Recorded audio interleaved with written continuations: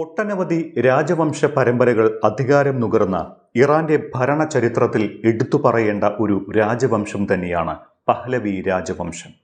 ഒരു സൈനിക അട്ടിമറിയിലൂടെ ഉയർന്നുവന്ന് അമേരിക്കയുടെ പാവഭരണകൂടമായി പ്രവർത്തിച്ച് ഒടുവിൽ ജനകീയ വിപ്ലവത്തിന് മുന്നിൽ മുട്ടുമടക്കിയ ചരിത്രമാണ് അരനൂറ്റാണ്ടുകാലം മാത്രം ഇറാൻ ഭരിച്ച പഹ്ലവി രാജവംശത്തിന് പറയാനുള്ളത്.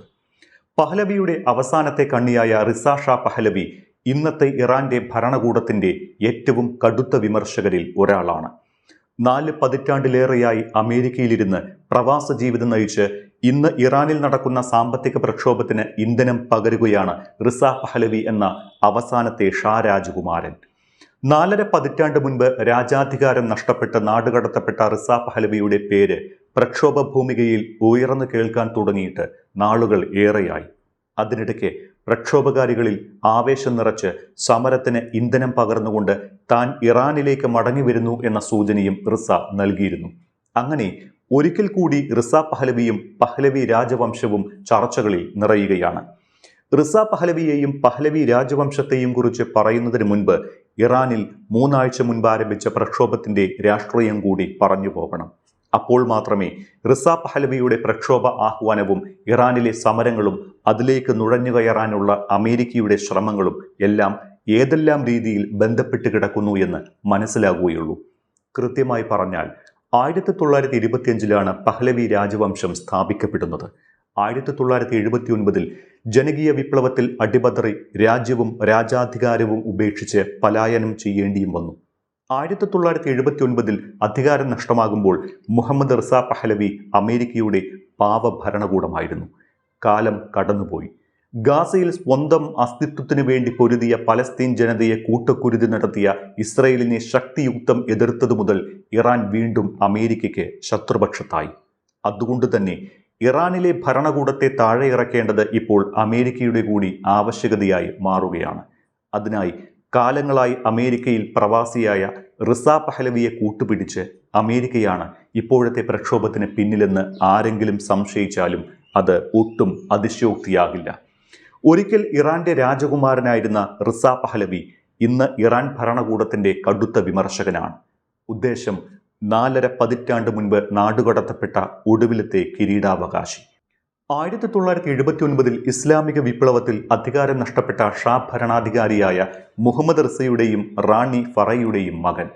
തന്റെ ജീവിതത്തിന്റെ ഭൂരിഭാഗവും അമേരിക്കയിലെ വാഷിംഗ്ടണിൽ പ്രവാസ ജീവിതം നയിച്ച റിസ പഹ്ലവി അവിടെ ഇരുന്നു കൊണ്ട് ഇറാനിലെ ഭരണമാറ്റത്തിനും കൂടുതൽ മതേതര സർക്കാരിനുമായി ശക്തമായ ഭാഷയിൽ തന്നെ വാദിച്ചു വരുന്നുണ്ടായിരുന്നു. 1960 ഒക്ടോബറിൽ മുഹമ്മദ് റിസയുടെയും റാണി ഫറയുടെയും മൂത്ത മകനായി ടെഹ്റാനിലാണ് റിസ പഹ്ലവിയുടെ ജനനം.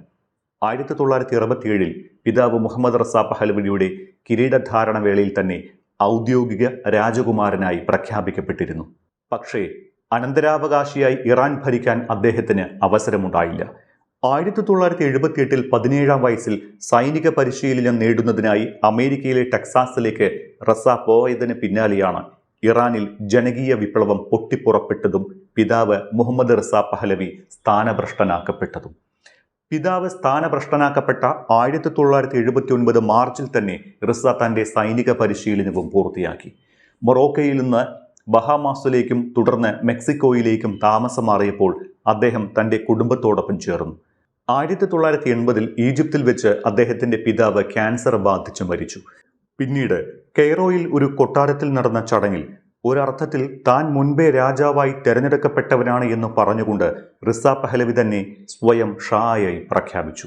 ഒരു കാലത്ത് പേർഷ്യ എന്നറിയപ്പെട്ടിരുന്ന ഇറാനിൽ 1-ലധികം രാജവംശങ്ങൾ അധികാരം കൈയാളിയിട്ടുണ്ട്. അതിലേറ്റവും അധികം ആഭ്യന്തര പ്രശ്നങ്ങളാൽ വലഞ്ഞിരുന്ന ഖാജർ രാജവംശത്തെ സൈനിക അട്ടിമറിയിലൂടെ അധികാരത്തിൽ നിന്ന് പുറന്തള്ളിയാണ് പഹ്ലവി രാജവംശം സ്ഥാപിക്കപ്പെടുന്നത്. 1794 മുതൽ 1925 വരെയായിരുന്നു ഖാജർ രാജവംശത്തിന്റെ ഭരണകാലം.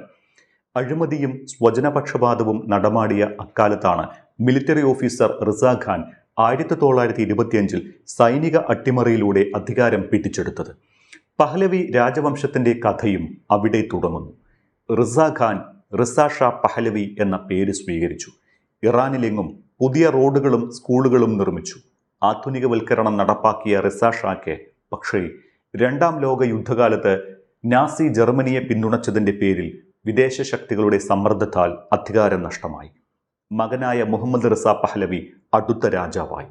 പാശ്ചാത്യ രീതികളിൽ തൽപരനായിരുന്ന അദ്ദേഹം യുഎസിന്റെയും ബ്രിട്ടന്റെയും ഒക്കെ അടുത്ത കൂട്ടാളിയായി. എന്നാൽ രാജ്യത്തെ സാമ്പത്തിക അസ്ഥിരതയും അഴിമതിയും രാഷ്ട്രീയമായ അടിച്ചമർത്തലും പ്രതിഷേധങ്ങൾക്ക് വഴിവെച്ചു.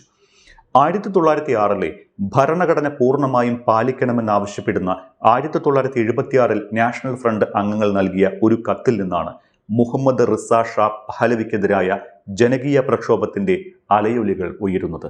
ഇതിന് പിന്നാലെ തുറന്ന കത്തുകളുടെ ഒരു പരമ്പര തന്നെ പ്രസിദ്ധീകരിക്കപ്പെടുകയുണ്ടായി. അതിനിടെ ഇറാനിയൻ പത്രമായ എറ്റലാത്തിൽ പ്രസിദ്ധീകരിക്കപ്പെട്ട ഒരു എഡിറ്റോറിയൽ കാര്യങ്ങൾ കൂടുതൽ വഷളാക്കി.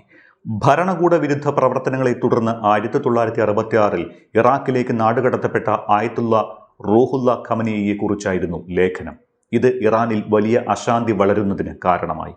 1978 അവസാനത്തോടെ ഷായെ പുറത്താക്കണമെന്നാവശ്യപ്പെടുന്ന ജനകീയ പ്രക്ഷോഭം രാജ്യവ്യാപകമായി പടരാനും തുടങ്ങി. പ്രതിഷേധങ്ങൾ രാജ്യത്തെ പിടിച്ചു കുലുക്കാൻ തുടങ്ങിയതോടെ മുഹമ്മദ് റിസ പഹ്ലവി ഇറാൻ വിടാൻ നിർബന്ധിതനായി. 1979 ജനുവരിയിൽ അധികാരം ഉപേക്ഷിച്ച് മുഹമ്മദ് റിസ ഈജിപ്തിലേക്ക് രാജ്യം വിട്ടു.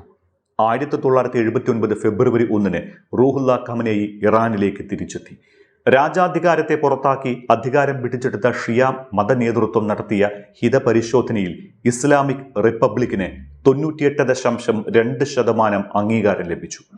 1979 ഏപ്രിൽ 1 ഇറാനെ ഒരു ഇസ്ലാമിക റിപ്പബ്ലിക്കായി പ്രഖ്യാപിച്ചു. ഡിസംബറിൽ ഖമനേയിയെ പരമോന്നത നേതാവായി നാമകരണം ചെയ്ത ഒരു പുതിയ ഭരണഘടന അംഗീകരിച്ചു. ഇറാൻ ഇസ്ലാമിക് റിപ്പബ്ലിക്കായി 46 വർഷം തികയുന്ന 2025 ഡിസംബറിലാണ് ഇറാനിൽ മറ്റൊരു വിപ്ലവം പൊട്ടിപ്പുറപ്പെട്ടത്. അഭൂതപൂർവമായ വിലക്കയറ്റത്തിനും അവശ്യ സാധന ക്ഷാമത്തിനുമെതിരെ ആരംഭിച്ച ജനകീയ പ്രക്ഷോഭം വൈകാതെ ഖമനേയി വിരുദ്ധ പ്രക്ഷോഭമായി. പ്രക്ഷോഭത്തെ അടിച്ചമർത്തിയതോടെ അമേരിക്ക ഇടപെട്ടു. സൈനിക നടപടി ഉണ്ടാകുമെന്ന അമേരിക്കയുടെ മുന്നറിയിപ്പോടെ അതൊരു ഇറാൻ US സംഘർഷമായി. 2025 ജൂണിൽ അമേരിക്കയും ഇസ്രായേലും സംയുക്തമായി ഇറാൻ ആക്രമിച്ചതിന്റെ ഫലമായി ഉണ്ടായ ഇറാനി റിയാലിന്റെ വൻ തകർച്ചയാണ് ജനജീവിതത്തെ അത്യന്തം ദുരിതമയമാക്കിയത്. പോരാത്തതിന് ആണവ പദ്ധതിയുടെ പേരിൽ ഏർപ്പെടുത്തപ്പെട്ട പാശ്ചാത്യ ഉപരോധം കൂടിയായതോടെ പ്രതിസന്ധി ഇരട്ടിയായി. ഇതിനിടെ അവശ്യ സാധന വിലക്കയറ്റത്തിനും ഇടയാക്കി.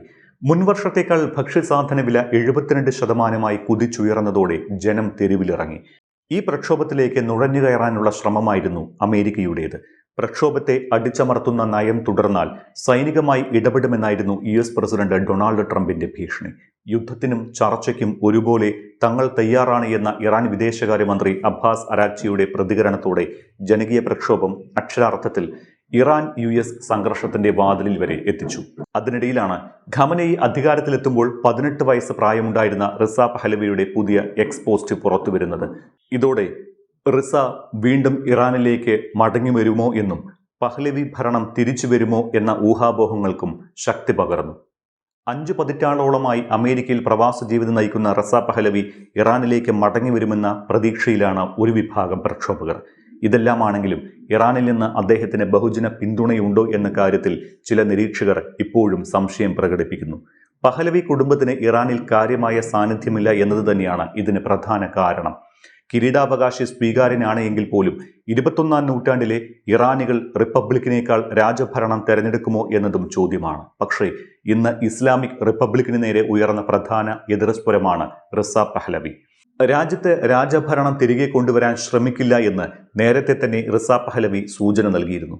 രാജവാഴ്ചയ്ക്കല്ല, മതേതര ജനാധിപത്യത്തിന് വേണ്ടി വാദിക്കുന്ന ഒരു പ്രമുഖ പ്രതിപക്ഷ ശബ്ദമായാണ് ഇറാനിലെ രാഷ്ട്രീയ നിരീക്ഷകർ അദ്ദേഹത്തെ കാണുന്നത്. പക്ഷേ ട്രംപ് പറയുന്നത് റിസയ്ക്ക് ഇറാനിൽ വേണ്ടത്ര സ്വാധീനം ഉണ്ടാകില്ല എന്നാണ്. എന്തായാലും ഇനി എന്തായിരിക്കും ഇറാനിൽ നടക്കാൻ പോകുന്നത് എന്ന് കാത്തിരുന്ന് തന്നെ കാണണം.